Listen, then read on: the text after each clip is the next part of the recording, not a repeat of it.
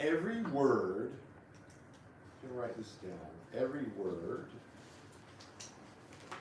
I'm giving you an English lesson.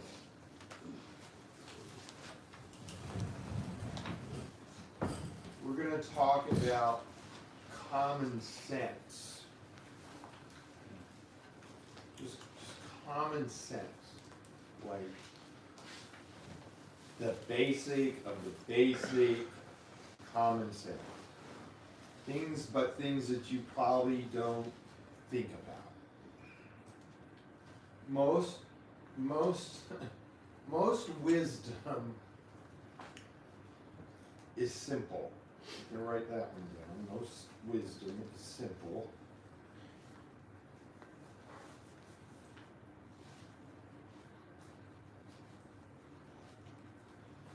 Most wisdom is simple.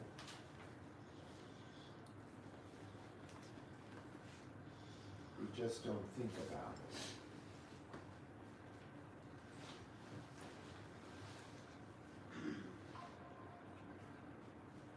Now, when you read Proverbs, there's a proverb that says, wisdom is calling aloud in the street. Right? Have you read that one? Yeah. In your Proverbs? It's just like, it's like wisdom is there. It's just, it's everywhere. You just not hearing it. You're not thinking about it. You're not seeing it. It's just obvious. It's obvious. It's right there. Okay. So, so now we're going to go to English. I'm going to show you how simple this is. Okay, and how much we don't, all of us, we don't think. Okay. Every word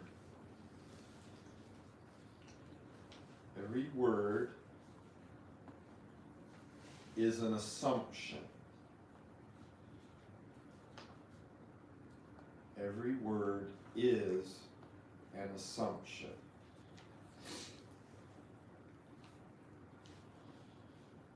What do I mean by that?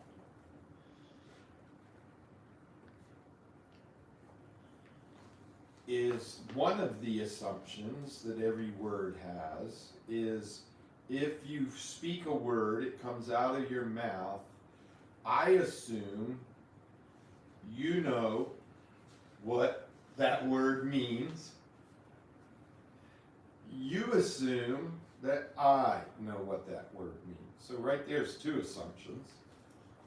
If I say cat, I assume that you know what a cat is, and you assume that I know what a cat is.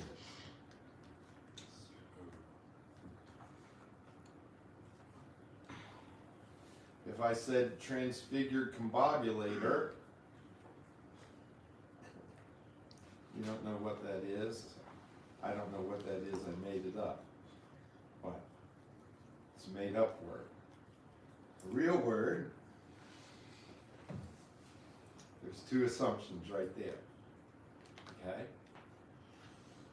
Every word also has the assumptions that is made up of other words, that there's a definition. Every word has a boundary. Every word is a definite. Every word is a definition. Now I just used the word definition. So now you have to know what the definition is. What does the word define mean? Define means to create. Everything that is defined has a limitation of what it is.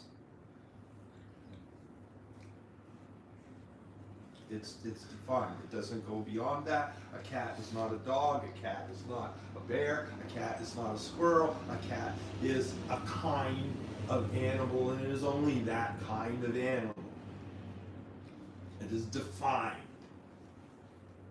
And it does not go beyond the definition. The definition is a boundary. I mean, we're breaking wisdom down. Because most stuff just goes whoop, right over our head. Okay? There's a point to what I'm talking about here.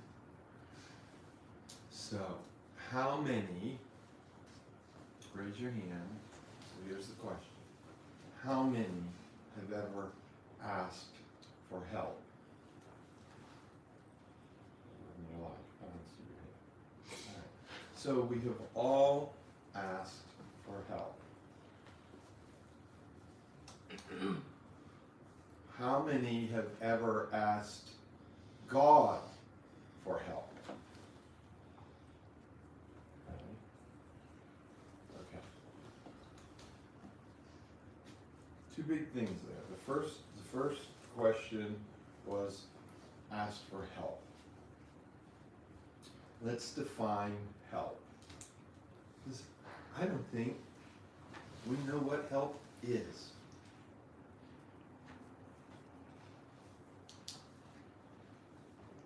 Do you know what all the assumptions, let's name some assumptions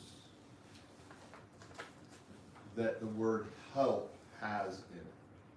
Okay, what would an assumption of help be? A need. Huh? A need. There's an assumption of need. Assistance. Well, assistance is a synonym for help. Okay? So what does assistance, what's the definition? The defining boundaries. So what is the definition of help or assistance? I mean, just make it up. Asking for something. Asking for something. Now there's an assumption there. I'm trying to get you to wisdom. This is going over your head. And the fact that it's not obvious to us is the fact that we lack understanding. Okay? So you said we're asking for something. What's the assumption there? That we need help. That we can't do it. Huh? That we can't do it That alone. we can't do it, that we need help, but what does it take to get us to that point? Failure. Failure, okay, what else? Well, if we're asking for something, Revelation. Realizing that we need help. Realizing. Okay, all right, listen guys, this is what I'm saying. Wisdom is really simple. You don't have it. The assumption is if you're asking for something, the assumption is you don't have it, otherwise you would not be asking for it.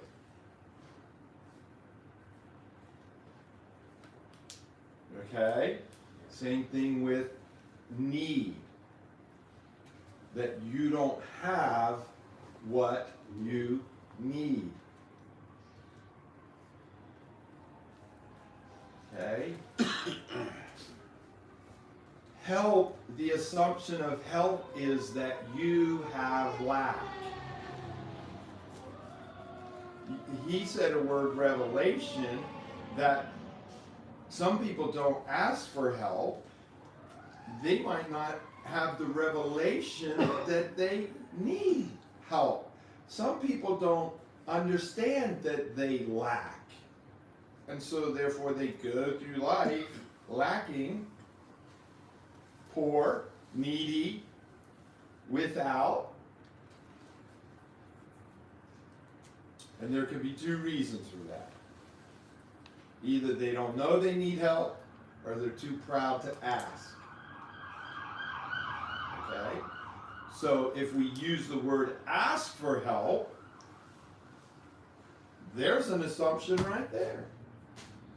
That the person has a revelation that they lack, and they're humble enough, the assumption has to be that there's a level of humility and a level of revelation that you would even ask for help. Otherwise, help doesn't come, help doesn't exist. I mean, this is so simple. Words have meaning. Okay? So we've all asked for help. So we've all had the revelation of lack, of need. We've all admitted that, oh my goodness, I don't even want to go here, but we'll get into some recovery mantra BS. Dear Lord, help me to admit the things I cannot change and help me to whatever. Give me the serenity.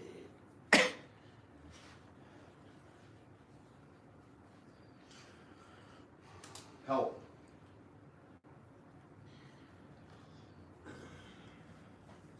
Hope. I just think we go through life and we just don't have the wisdom of the basics.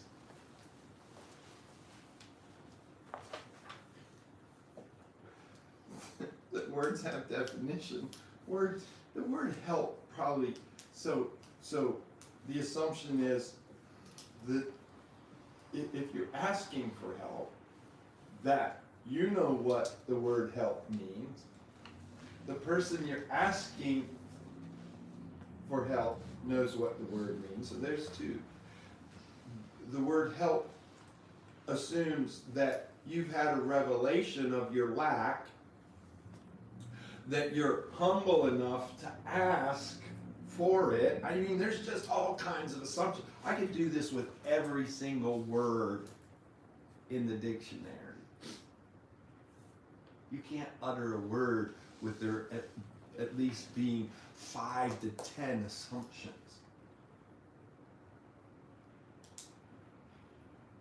And it could be words as simple as cat and dog.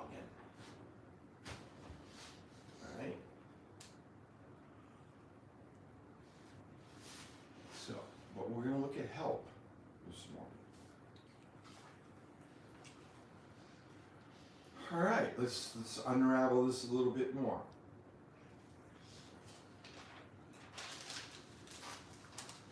One of the admissions of the revelation that you have to even ask for help, here's another assumption, is that there is power available. There's power greater than you. There's power or provision that exists outside of you. That's good. Power or provision existing outside of you. Power and or. Or be power. You could be asking for help. Could be help me stand up. And someone extends their hand and gives you power. You lift. Can you repeat it? It could be help me, I'm hungry, and someone gives you provision, a sandwich. So power or provision that exists outside of yourself.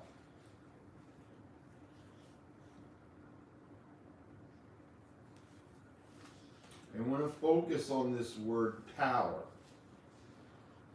Okay? Now listen, with every definition, defining, putting up boundaries, do you know what creates the boundaries, the definition of a word? other words. So this is a rabbit hole that never ends.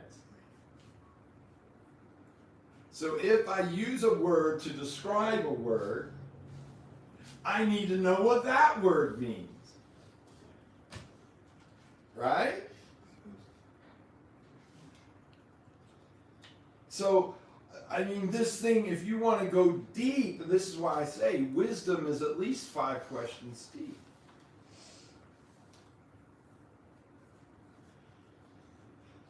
I use the word revelation or acknowledgement, knowledge, understanding that you have lack, right? Then the question could be, well, how do you come to that revelation? Well, there's some people walking around that need help, but they don't have the revelation of it. So then, what goes into having a revelation? I'm glad you're here, Peyton. You haven't really missed much. I'm going to get into it.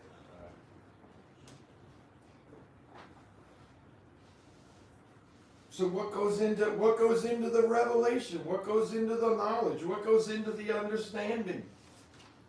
In most cases, a revelation, if you use a definition of revelation, it would be well, the word reveal means to uncover or discover something that was hidden or covered to you previously. And that there comes a moment in time where something hidden is now revealed. An aha moment, a light bulb goes off, right? An idea. I preached, I think one of my last messages, sermons was, why sit here until we die? Why sit here? It was like there was a revelation. We're going to die. One way or the other. We're going to starve, or we're going to, right? Or we're going to go in here and we're going to get killed by the enemy. But I'd rather take a run at it. I'd rather do something than to do nothing and just sit here and die. Let's do something. Maybe doing something will change the outcome.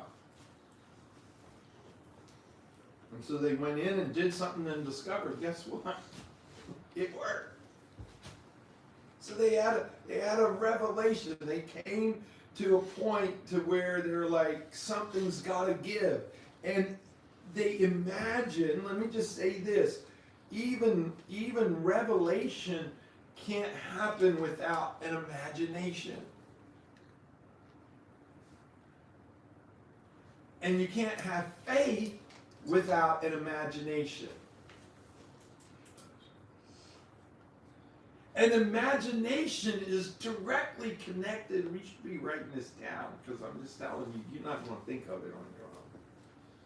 Because most of us aren't deep thinkers. Can I just say this? Let you off the hook. Most of us don't have time to think. There's a statement that said, you know, if you thought twice, you'd be the genius in your family.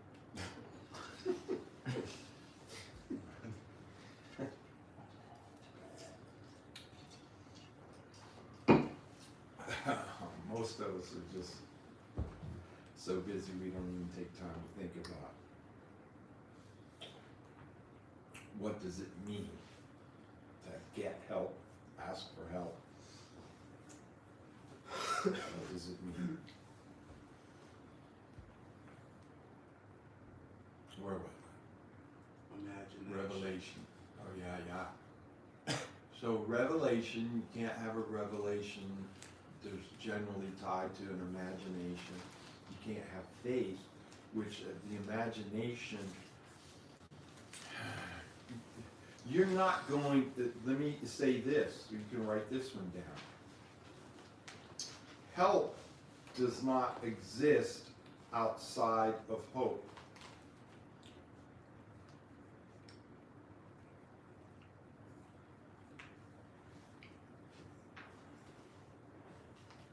Help does not exist outside of hope.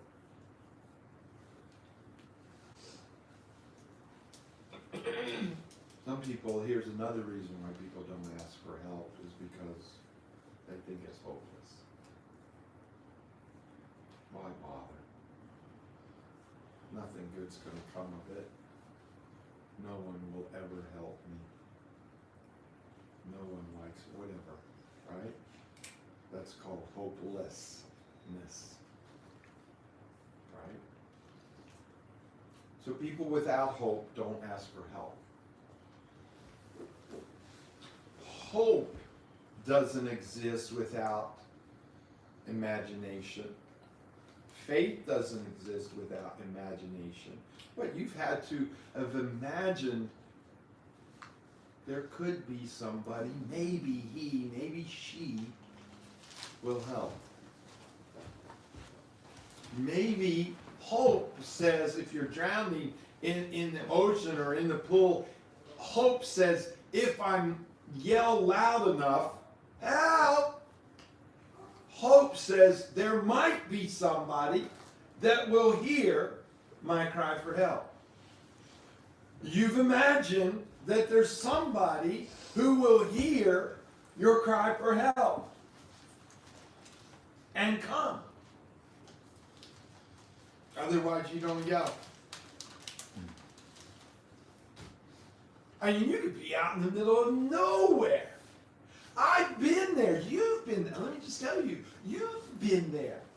Sinking in quicksand. Nobody around. Imagine yourself right now in a jungle. Let's use our imagination. We're talking about imagination. We're in the jungle. We're 10, 15 miles from the last person we saw. Somehow we're out here. We just stepped into quicksand. What are you going to do? You going to be quiet?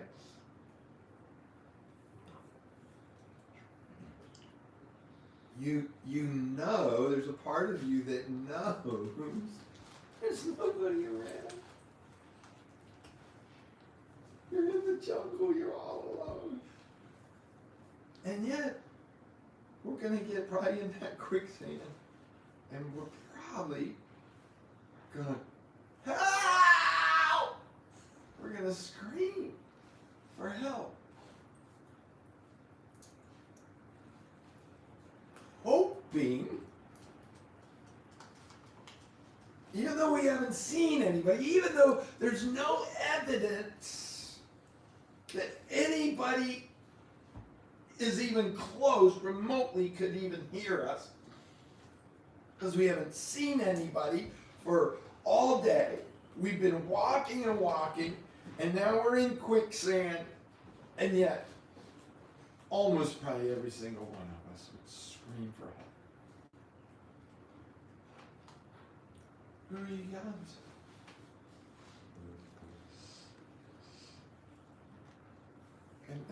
And why would you even do it? Because, I mean, you gotta have to have imagined that maybe imagining someone, it will reach someone's ears. Maybe even if we can't imagine, a human being, maybe that's when we are crying out to God. I don't know if you exist. I don't know if you can do anything, but help. Right? So we've all admitted that everybody in this room has asked for help. At one point or another. We'd asked for help maybe when we were little. Mommy, can you help me tie my shoe?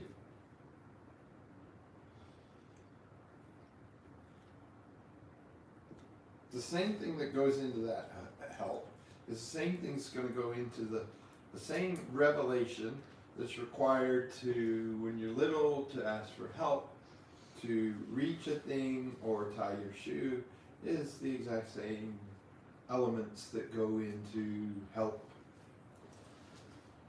when you're 40 and you're poor, or you need, or you're 70 and your health starts slipping and you need help getting lifted out of a chair, or you need a ride home, or your car breaks down, or whatever, and you're stuck on the side of the road and it's a cold night, and okay, all of the same elements. Now, one of the greatest elements of help, the assumption is that you're weak in that moment, you lack power and you lack provision. It's an admission of lack or weakness. Okay? Right? Right? I mean, we can't get help unless there's an admission of lack and weakness. Okay? Then we have to have a measure of hope to imagine that there is somebody that has, now I said lack and weakness. So here's the beautiful thing about words. And I say this all the time, but sometimes I don't even like to teach you about the Bible, because some of you are at the point in your life and you're going to look back at me and go, this is all bullshit. All this Jesus stuff, this Bible stuff and everything. And this is the point that I'm getting to. But so I can just talk to you about the dictionary and common sense. Okay? We don't even have to bring Jesus or God into this. Right? If you need help, your car's broke down on the side of the road, help has a meaning. You're not going to, unless you have hope, you're not going to ask for help. If no one's around and you call for help, that requires some faith.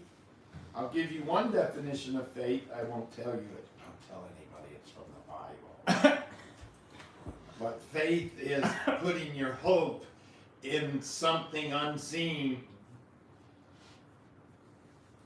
You're in quicksand and you're like, why are you yelling? There ain't no one that can hear you. Or maybe there is. Maybe there is.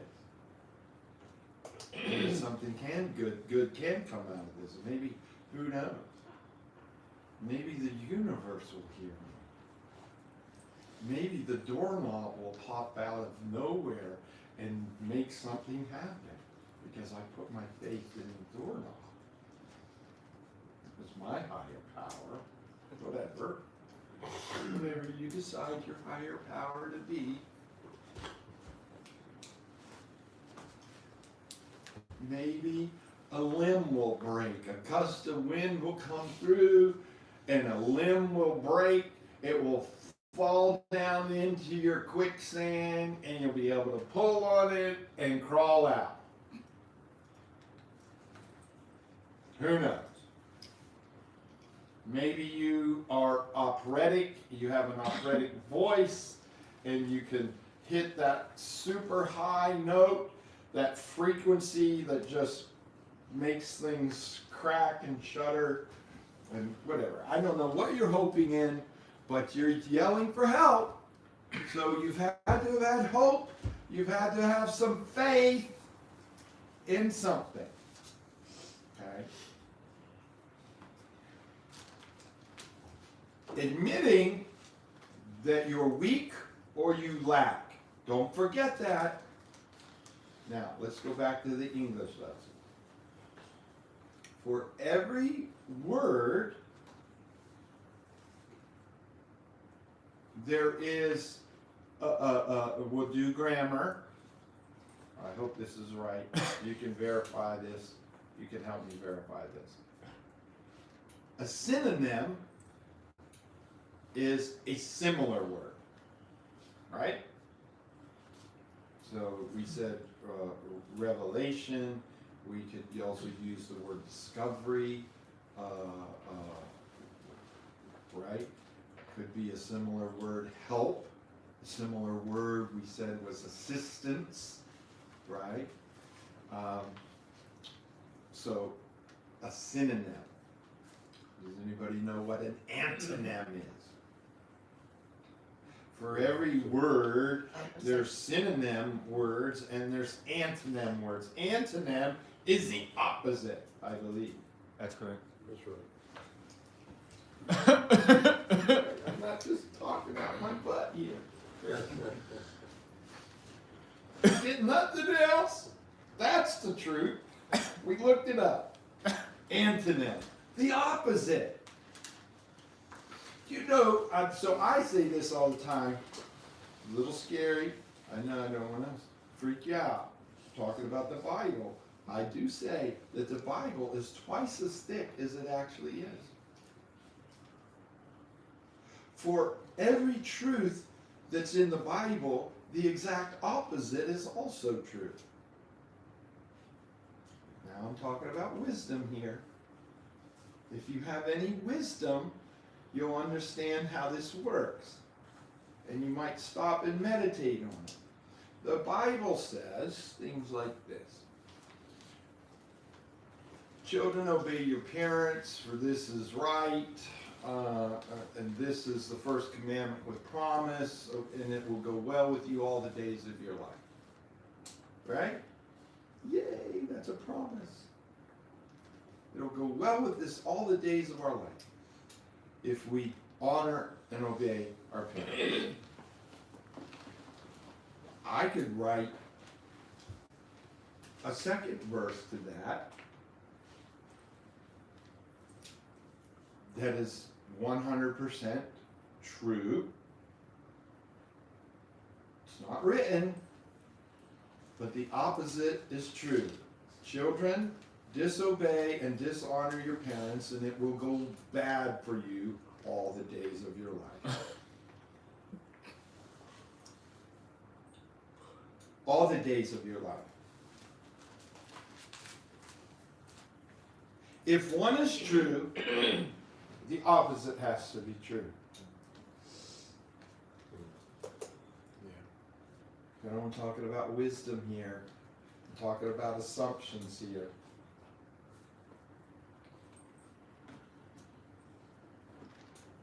You have to assume that the opposite is also true.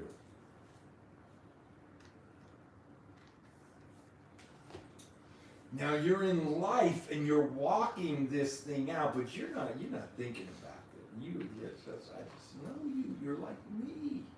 You're not thinking about the depths of the simplicity of this.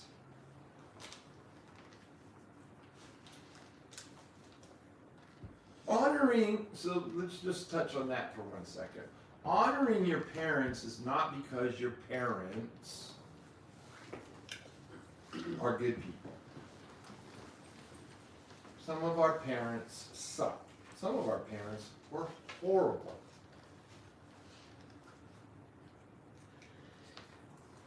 Okay? But the real depth of that and the power of that verse is not that you have great parents and they know everything and they treat you well.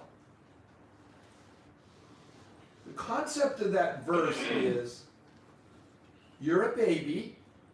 Did we all come into this world as a baby? We come in as a baby. And there's always somebody bigger who has power and authority over our life. There's a guardian. I'm just saying, I'm breaking that verse down for you, by the way. Parents, what defines a parent? See, when you start getting into the simplicity of the definition, then you'll understand. A parent is a person who's bigger than you. A parent is a person who has authority over you. A parent is a person who can help you or harm you. Why? Because they have more power than you. And why do they have that power? Because you've been given to them.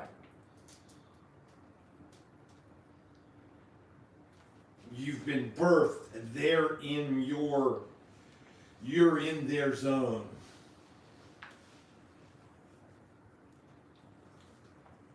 Right? Another child living in another house, in a different environment that is governed. Why? Because this parent governs, the parent governs the zone. The parent manages the zone. It's the home, it's the house, it's the whatever, even if you're living in a car, or if you're, or what you do on a Monday, a Friday, a Saturday, whatever. You're little, they have more power, you're weak, they're the guardian, they determine where you go, where you sit, when you eat, what you have, when you have it, right? That's a parent.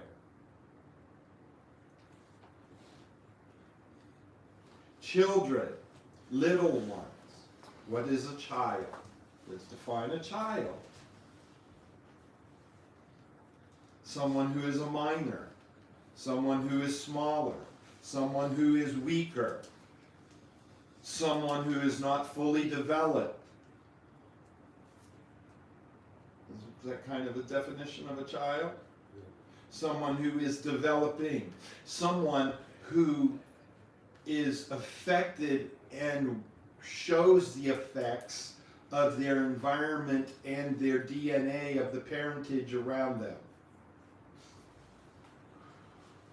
I mean, I'm not reading out of Webster, but it's kind of the definition of a child, right? So now let's put those things together. You, when you're underdeveloped and you're in need and you're weak and everything, show honor to the bigger people in your zone, in your area, because they manage it. And if you understand this and you honor them, it will go well with you all the days of your life. Why? Because you're always going to be in a position of greater people around you. You go into a Walmart, there's going to be a manager in that zone. He has more power than you. You're just the shopper. He can remove you if you want. He can close the door. He can tell you, he can lower the price. He could raise the price. He can tell you it's not for sale.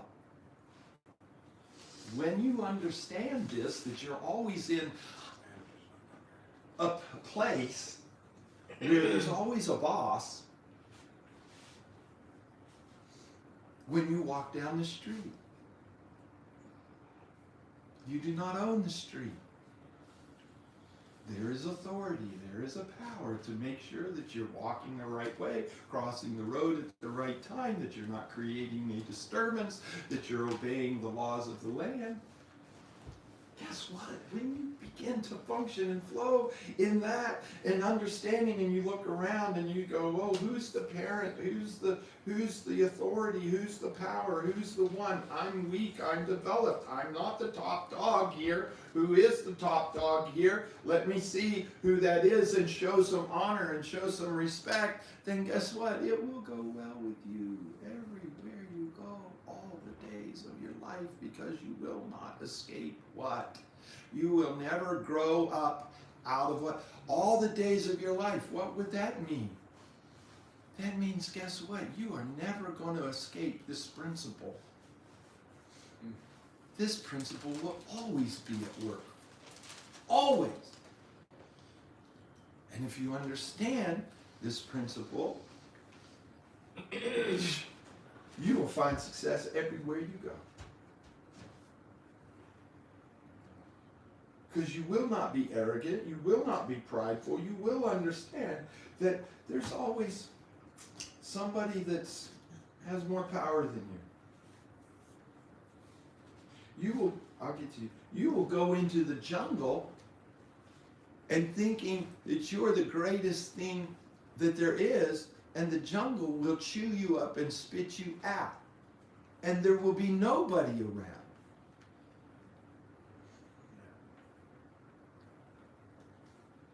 But you better walk humbly even when no one's around.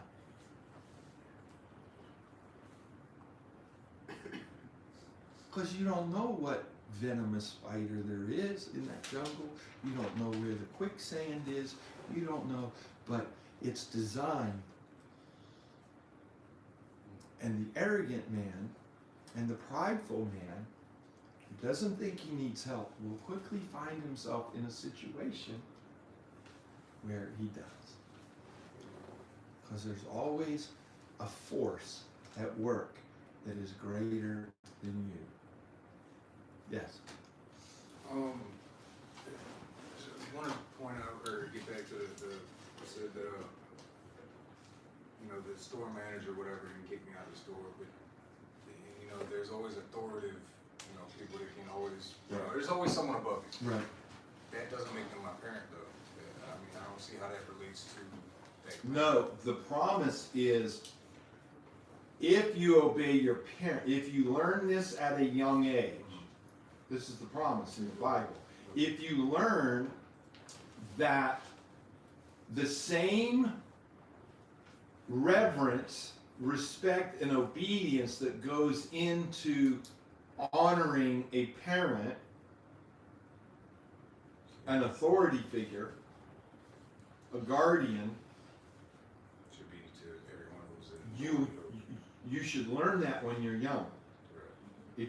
Let me just tell you, the world is the way it is because children don't learn that. And then they grow up and they backtalk their boss. This is the point I'm getting at.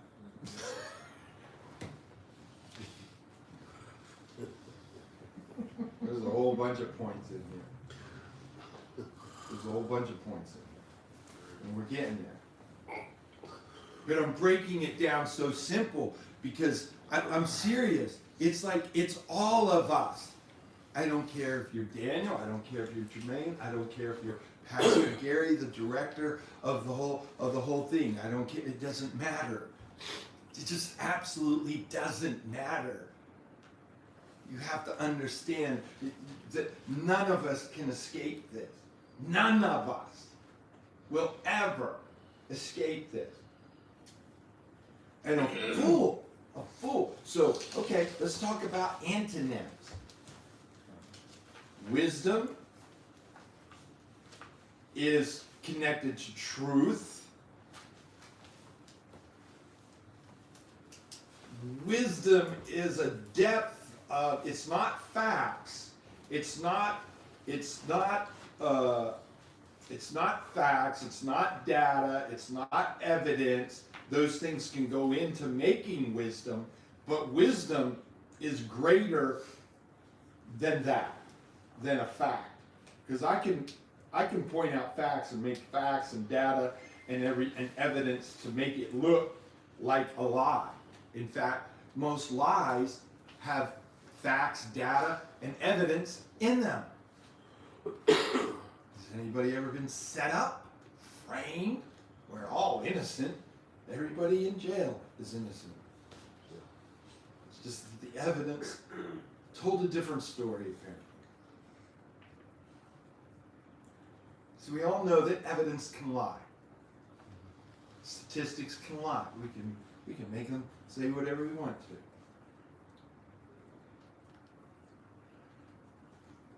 But wisdom stands the test of time. Wisdom isn't afraid of being tested and proven. Wisdom will bear up under scrutiny. Okay? Where sometimes facts and evidence won't. Okay? So, the opposite of wisdom is foolishness. A wise man has wisdom. A foolish man has stupidity. Talking opposites. Opposites. Here. Okay. Now, you can't have wisdom without one of the ingredients of wisdom, and wisdom doesn't exist outside of truth. Okay? Wisdom does not exist outside of truth. And again, truth is not facts, data, evidence, or whatever. Truth bears up under. So now let's talk about what is the opposite of truth. Anybody? Huh? Lies. Lies. Untruth. Deceit. Deceit. Fabrication. Fabrication. All right.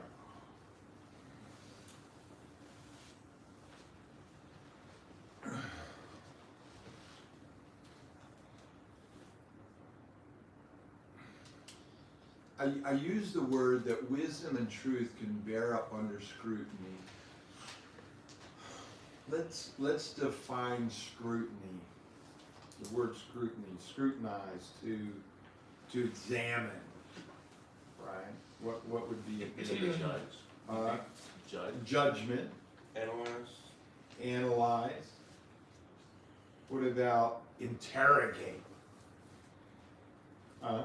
Like you can interrogate, you can examine and question and interrogate, right?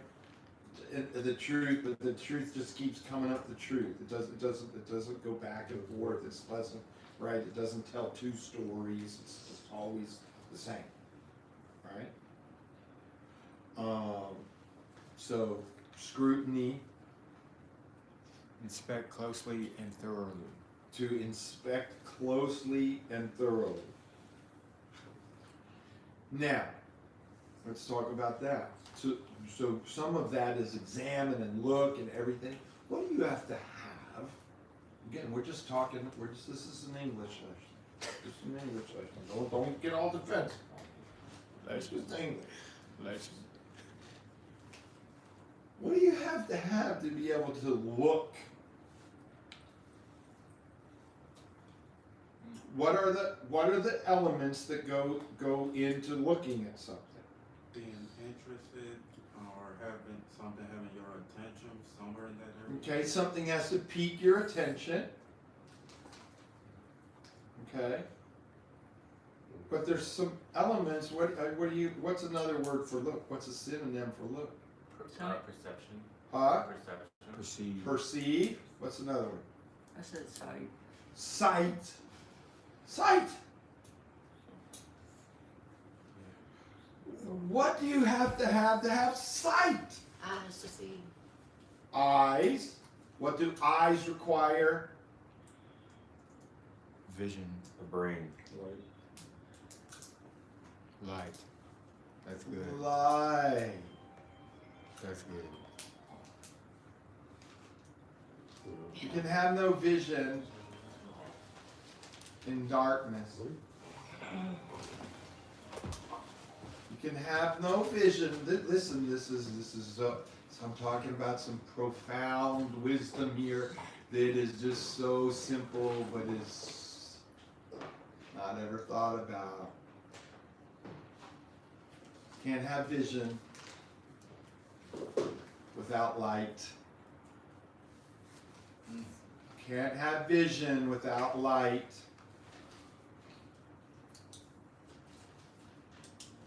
So we're talking about the truth. So what does the truth require? If we're going to scrutinize it, if it stands up under examination to look at and inspect thoroughly, what do you have to have? Light. Light.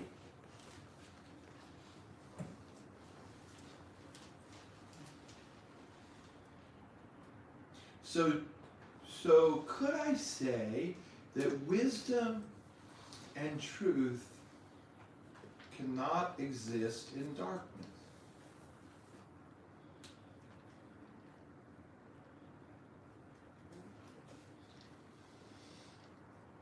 wisdom and truth require light.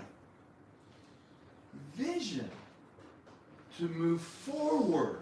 Listen to what I'm using words here.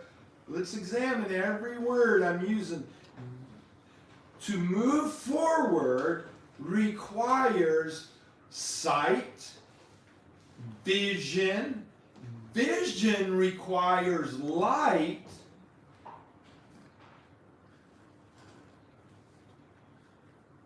Do you want to move forward in a lie, or do you want to move forward in truth? Huh? What is I'm asking the question? Do you want to move forward on a lie, or do you want to move forward on truth? On truth. What does that require? Truth requires examination, inspection, light. Otherwise, you don't know that it's truth. The only way we have truth is that truth and wisdom have been scrutinized, examined, they've been exposed, they've been tested, tried and true, right? Tried and true. That's where we get, by the way, truth is where we get the word truth. Tried and true.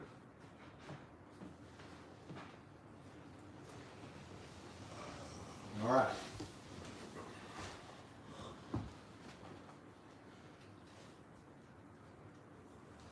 Now this is just grammar. This is just grammar. We can leave God out of this. Personally, I believe He's everywhere, and He's all powerful, and He's all knowing, and He's omnipotent, omniscient. He's wonderful counselor, mighty God, everlasting Father, Prince of Peace. He's all of those things.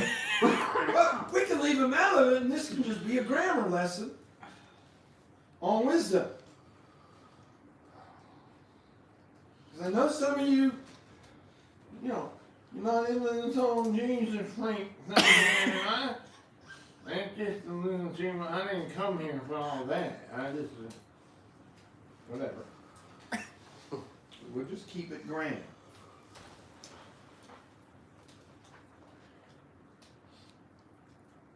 So hopefully, everybody in the room can agree we want to move forward. We don't want to move forward on a lie. Lies exist in darkness, unknown. Stuff is unknown because it's hidden in darkness. Truth is unhidden out in the light. All right. And we all want to move forward. We want to get past. We've all admitted we've asked for help. Every one of us is here because we need help.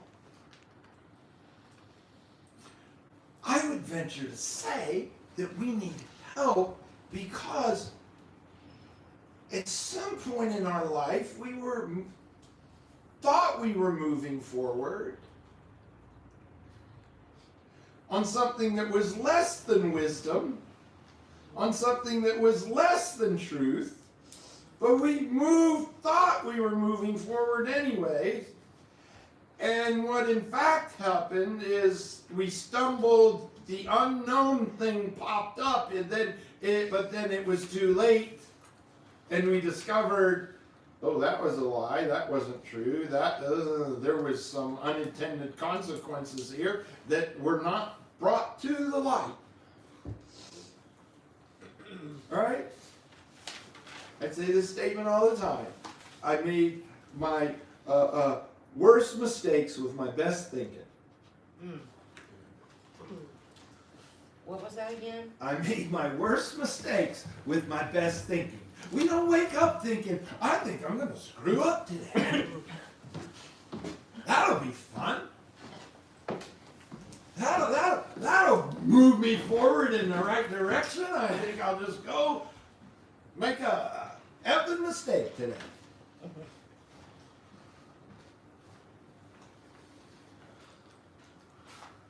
That comes later after we've made a lot of mistakes, and then we're like, epic.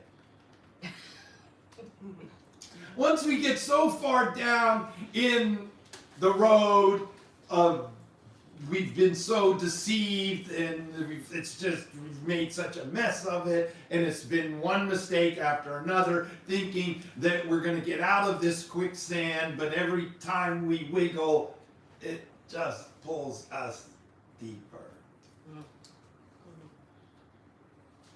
Till maybe at some point we just say, F it. True. And then we do make some stupid mistakes. So we're just like, just let's go out with a bang. All right. But I believe that we're all here because at some point, it might even have been when we were 5 years old, 4 years old for some of us, we actually cried out for help and we meant it.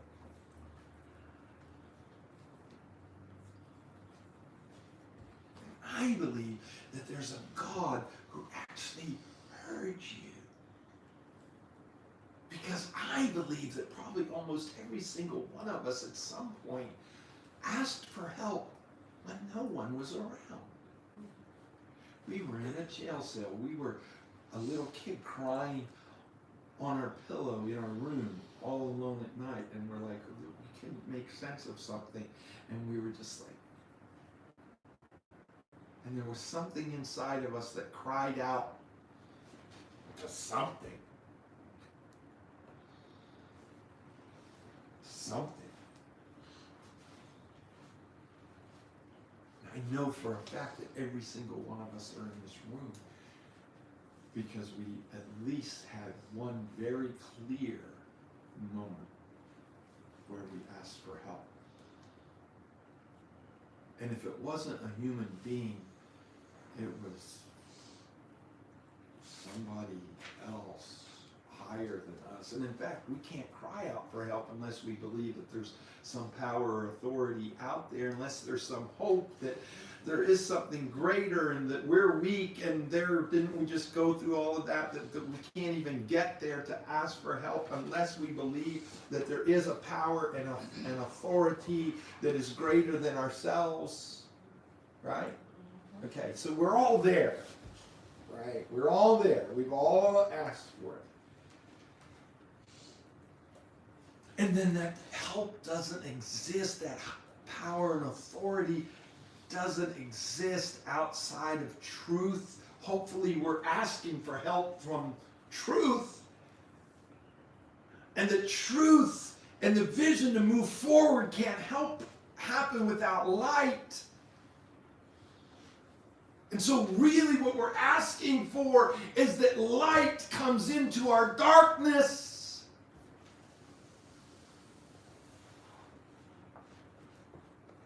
And that we've made a decision to side with light. And can I tell you, we want power and we want provision. We've already discussed. That's what help infers. That's what help assumes. Help assumes that you lack power or you lack provision. And so all of us, we've all admitted, we've asked for help. We need power or provision, probably both. Okay. And we don't want it to come through a lie. We don't want to be lied to. So we're going to reach beyond the darkness into the light. Right?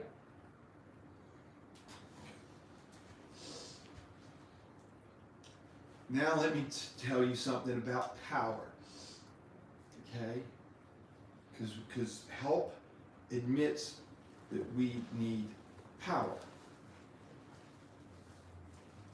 But we got to get over something and do something that we ourselves haven't been able to do within ourselves, within our own power. Okay? Now, I'm going to teach you something about power, the assumptions of power. Power is the ability, energy, sustenance, strength, I'm using all these words, to accomplish something different, or the energy and power to continue to do something. It's energy, it's power, it's strength, it's right. It's these things, right? That's power. Okay, so that's the ability. The ability. Power. Let's talk about the word power. And you got to understand power. This is where we're getting to. We're peeling this thing away. Power does not exist outside of authority. Write that down.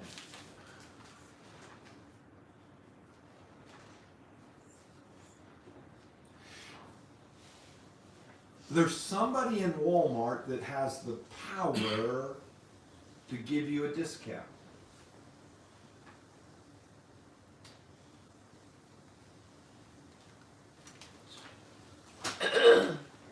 But where did they get that power?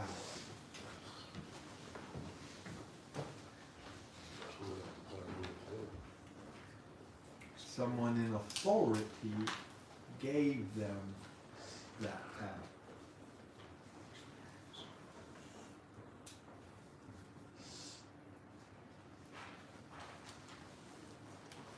Authority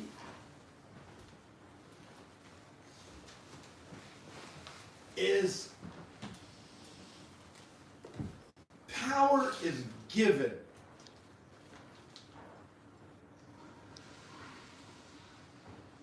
God gave you power. You have the authority over you. You are autonomous, meaning you have a free will. You know that you're more powerful than God when it comes to you.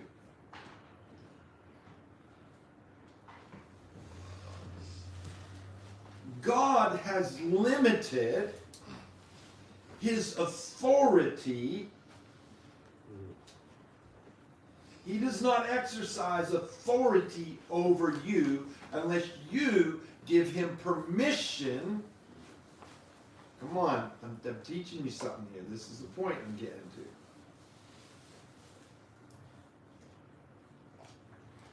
Asking for help is asking for power. Power does not exist outside of authority. So what are you doing when you're asking God for help? Or anybody for help? You're asking them, you're letting your guard down. You're giving them permission to exert power in your life. In your life. It's your life. But you have given up a measure of your authority over you to say, will you help me here with this? You are allowing them to help you. If you do not allow them to help you, can they help you? No, they cannot help you.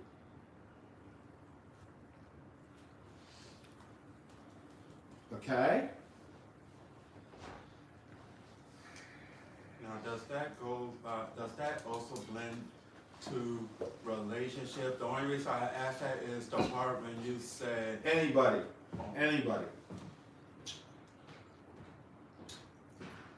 Again, I don't have to talk about God. I'm actually not talking about God. I'm talking about Regenesis. And Regenesis is made up of people And what you've done is you've asked for help because you lack the power or the thing to do it yourself. And you've allowed their authority to work on your behalf to help you accomplish something you could not accomplish on yourself. And can I just tell you, this is nothing to be embarrassed about. When you understand this, as a child, that you will always be in development. Always! Always! I'm still growing, I'm still learning. Why? Because I recognize that there's still a power above me. And so I surrender to authority, and now I have access to greater power than myself. Now that's how it works on the job, that's how it works in school, that's how it works everywhere. Everywhere. You yield your power, you yield your autonomous, that you have the right to da-da-da-da-da-da. Well, yes, you do, but you have just brought your power into an environment, and this place is governed by a certain power, and they have power that's backed by other power, the law of the land that says we will have their back, and if you want to push against this power, let's just see who wins. Woo, woo, woo, woo, click, click, clank, clank.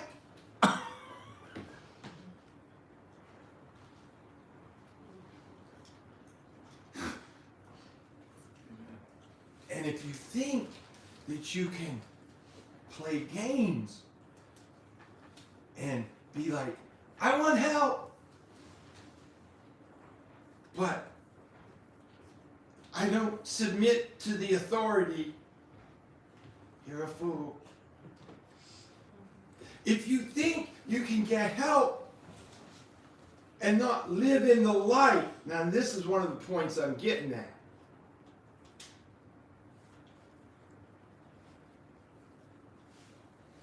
Let me go straight to snitches. I love snitches. You know why? Snitches understand that there's light. Come on. And we're loyal to the light. And anybody who doesn't tell the truth, and anybody who doesn't expose, and anybody who doesn't reveal is in darkness, is loyal to darkness.